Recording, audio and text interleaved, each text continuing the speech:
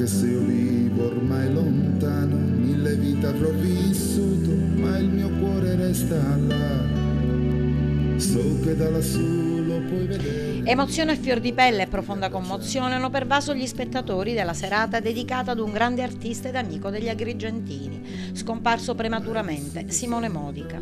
La manifestazione, titolata ad un amico, è giunta alla quarta edizione. Si è svolta nel suggestivo scenario del Teatro Costa Bianca di Realmonte, grazie al contributo di numerosi interventi di artisti e di gruppi musicali agrigentini, in ricordo dell'indimenticabile amico, ed alla presenza della moglie Angela Longi e dei figli Vincenzo, Fabiola e Clara. Un'amalgama di forme musicali, teatrali e sonorità coniugate in ricordo di Simone, dalla musica popolare al teatro, passando per la danza, la musica etnica, il pop e le musicalità dei canti e balli tipici della nostra tradizione folclorica.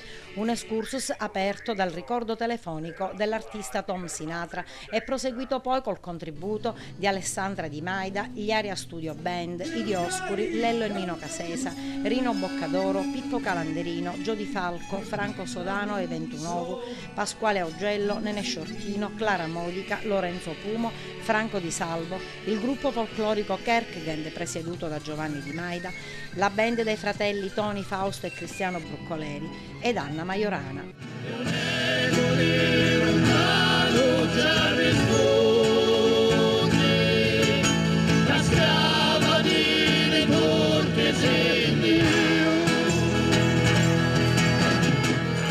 Una suggestiva serata svolta alla presenza del sindaco di Realmonte. Gli artisti che ogni anno si esprimono qua sul nostro teatro per ricordarlo.